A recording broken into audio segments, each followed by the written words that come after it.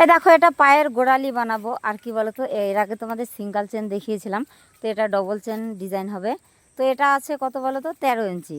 13 double, 13 দুগুণে 26 ইঞ্চি।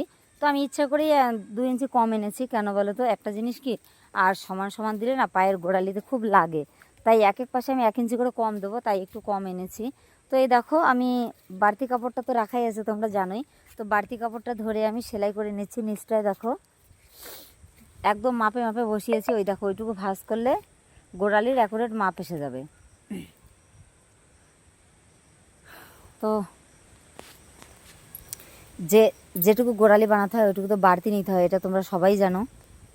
তো এই দেখো, ভালো করে দেখবে, একটা জিনিস ভালো করে দেখলে না ভালো করে বোঝা যায়। তো এই দেখো, আমি সিঙ্গেল সেলাই করে বেরিয়ে গেলাম। এবার দেখো, এটাকে ভাঁজ করব। ভাঁজ করে উপরে দিয়ে দিচ্ছি।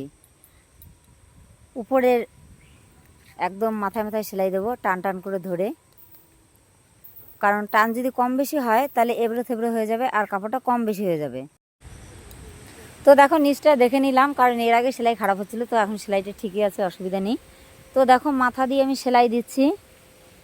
একদম এক লেভেলে সেলাই দিতে হবে, কম বেশি করা যাবে না। এ দেখো, দুটো সিঙ্গেল সেলাই হয়ে গেছে। এবার যেটা করব, ভালো করে দেখো তোমরা,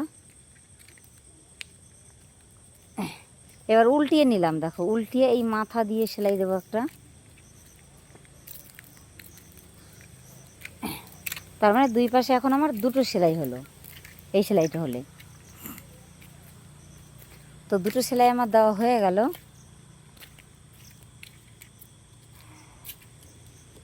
এবার দেখো, তার মাঝখান দিয়ে একটা বর্ডার করব, মানে সরি, মাঝখান দিয়ে না, ওই নিচের একদম নিচের সেলাইটার উপর দিয়ে মানে একটা সেলি মতো বর্ডার করব। তো এই সেলাইগুলো এক লেভেলে দিতে হবে, নাহলে ভালো লাগবে না দেখতে। তো দেখো, আমার বর্ডার করা, একটা বর্ডার করা হয়ে গেল। তো এখন আমি উপরের বর্ডারের পাশ দিয়ে আর একটা সেলাই দেব, তাহলে উপরেও একটা বর্ডার হয়ে যাবে। মোট কথা, উপরে একটা বর্ডার, নিচে একটা বর্ডার, দুটো বর্ডার হচ্ছে।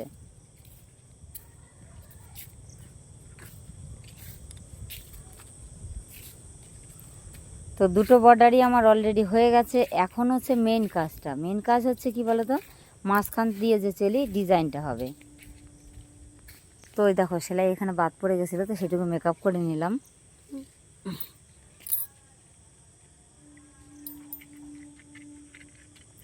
তো এবার দেখো, ডিজাইনটা হবে যে কোনো এক পাশ থেকে ধরতে হবে। আমি এই পাশ থেকেও চাইলে ধরতে পারি, এ পাশ থেকেও চাইলে ধরতে পারি। তো উপরে সোজা পাশটা নিতে হবে। আর দেখো, রানিং মেশিনে কেমন করে ঘোরাতে হয় তোমরা ভালো করে দেখো। মানে সাদা সুতো, সাদা কাপড়, ওই জন্যে তোমাদেরও বুঝতে অসুবিধা হচ্ছে, বুঝতে পারছি। কিন্তু ভাবলাম এই ডিজাইনটা শেয়ার করি তোমাদের সঙ্গে। তো দেখো, যে ঘুরিয়ে ঘুরিয়ে ডিজাইনটা হচ্ছে সাপের মতো এঁকে বেঁকে। তো একটা হলো, তো এই মাথার থেকে ধরেছি, এবার এই মাথার থেকে ধরবো, ভালো করে দেখো। তো এই দেখো, ঠিক মানে এইটার মাছ দিয়ে ঘুরিয়ে ঘুরিয়ে নিতে হবে। অন্য কালার হলে বোধহয় তোমাদের বুঝতে সুবিধা হতো। মানে এই পাশ থেকে মানে মাঝখানে ডিম ডিম মতো মনে হবে, লম্বা লম্বা, গোল গোল।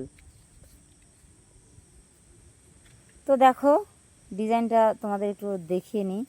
এই যে দেখো, এখন এই মুহূর্তে যেটা আছে এটাই কিন্তু চলে যায়, আর ডিজাইন করার দরকার নেই। তো তবু তোমাদের যেহেতু বলেছি আমি ডবল চেলি ডবল চেন করব, তো আবার যে মাথার থেকে শুরু করেছিলাম তার মাঝ বরাবর দিয়ে সেলাই দেবো। দেখো, সত্যি এমন একটা কালার নিয়েছি না, আসছে যে কী করে বোঝাবো। তো এই দেখো, ডিজাইনটা খুব সুন্দর, ঝুড়ি ঝুড়ি হবে। বুঝতে পারছি তোমাদের একটু বুঝতে অসুবিধাই হচ্ছে। তো দেখো, মোট কথা মাঝখান দিয়ে 3টে সেলাই গেল। এখন আর একটা যাবে এই মাথার থেকে, এবার আবার ঠিক এই মাথার থেকে। দেখো,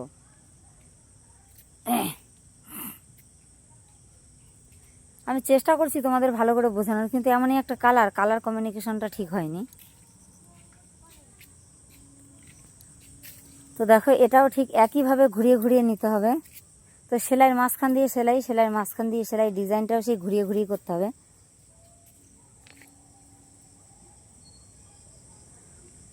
তো এই দেখো, বেরিয়ে গেলাম। এবার তোমাদের দেখাচ্ছি, ভালো করে দেখো ডিজাইনটা কেমন হয়েছে।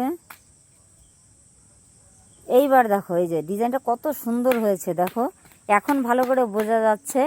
তো আশা করি তোমাদের একটু